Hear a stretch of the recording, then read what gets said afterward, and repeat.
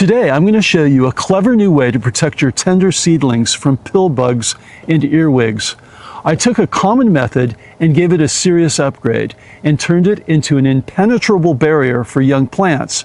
Stick around until the end. The results will blow you away. I used to think pill bugs and earwigs were harmless creatures that you could ignore. It was my belief that they only ate rotting plants. As a kid, I played with pill bugs and was fascinated by how they roll into little balls. I even kept them as cute little pets. But now, as an avid gardener, I've come to understand that they can be incredibly destructive, especially to leafy vegetables and delicate new starts. For example, look at what they've done to my cabbage plants. They've chewed up the leaves, and earwigs have infested the folds. These holes in my squash are all from pill bugs. What really pushed me over the edge to take action was when I planted some provider bush beans last month. Only a few sprouts came up, and they would completely disappear after sprouting. I wouldn't even find wilted plants. They were just gone. At the time, I figured it was a temperature issue, that the soil was too hot or the sun was scorching the young plants. So I started the beans indoors under a grow light, then transplanted them outside and shielded them from the sun with a plant umbrella. But when I came out the next morning, my bean had keeled over, dead on the ground. Upon closer inspection, I saw a group of pill bugs at its base. They had eaten through the stem, felling it like lumberjacks cutting down a tree. At that moment, I finally realized pill bugs were wreaking havoc on my garden, especially on tender, newly planted sprouts. And because they are nocturnal, I had never actually seen them attacking my plants during the daytime. I knew I needed a solution that didn't involve pesticides. After some research, I came across oil traps. These consist of a small jar filled with oil and a bait-like soy sauce. The insects are attracted to the scent of the soy sauce and the umami scent. And when they fall into the jar, they become coated in oil and suffocate. The traps are super easy to make, and you just take a small jar and add an inch of soy sauce and a layer of oil. The oil coats the insects and helps prevent the soy sauce from evaporating. You just bury the jars up to their tops and wait for the morning. A couple of weeks ago, I planted a bunch of starts in the spice garden next to my house. I planted fenugreek, dill, and some flowers. They were all wiped out within a single night. Here's some soy sauce and oil traps that I placed in this garden 3 days ago. I was skeptical that these sorts of traps would work. I thought I'd get 1 or 2 bugs at best, but you'll see that the results are truly amazing. It's about an hour after dusk. I've just barely turned on the spotlight. I want to see what the pill bugs are doing in this garden and see if they're attracted to my soy sauce traps. Let's see.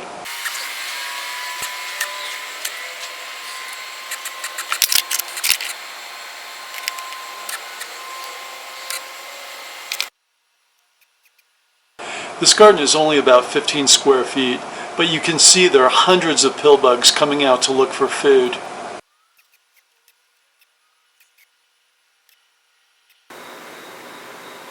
You can see that they're definitely attracted to the traps and coming up to the mouth of the jar.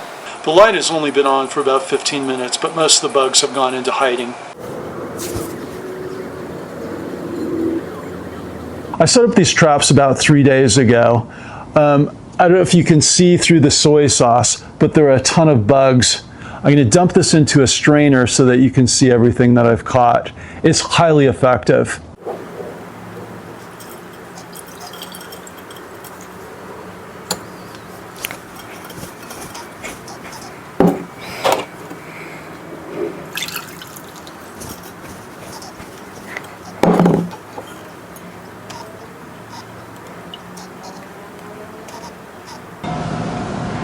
This is pretty gross, but it's amazing how well it worked. You can see that there are probably over 1,000 bugs that these 2 jars have captured in just a few days. These are all bugs that would have munched on my sprouting plants. And as an added benefit, they're all marinated and ready for consumption.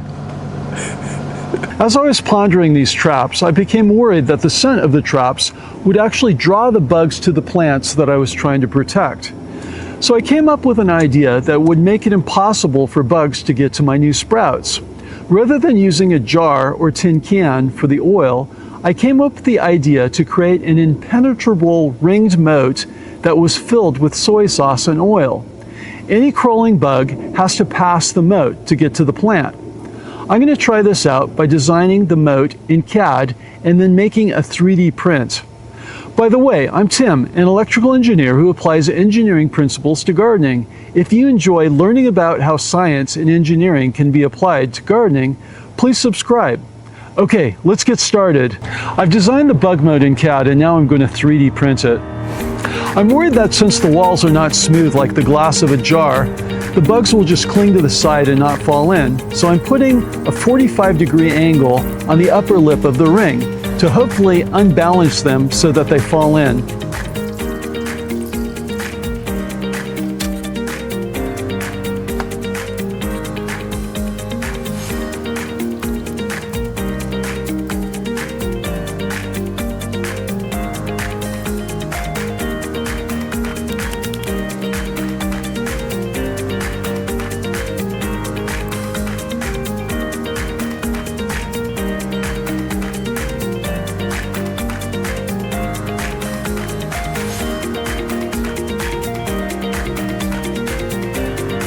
Okay, it's been about 3 days since we planted the bean start and put the bug moat around it.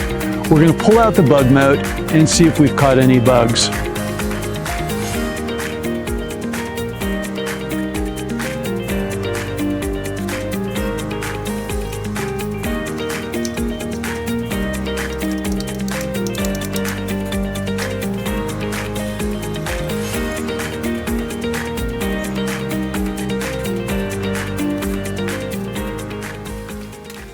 Once again, I'm completely amazed at how many bugs this trap has caught. These bugs would have converged on my tender bean plant and had a feast. My bean plant is untouched. When I came out this morning to check on the plant, I could see pill bugs from across the garden moving and converging upon the trap. In the spring, there really aren't many bugs, so sprouts can easily survive. This is a game changer for me because it means I can now plant late crops in the summer when the bugs are in full force. If you'd like to try this bug moat out yourself, I've put links to 3D printable files below in the description. If you don't have a printer, contact me in the link below, and if you pay for shipping, we'll print one and send it to you for free. If you made it this far in the video, I guarantee you'll like my other videos, and you might as well subscribe. Also check out vegetronics.com for cool gardening gadgets and automation ideas. Hey, thanks for watching.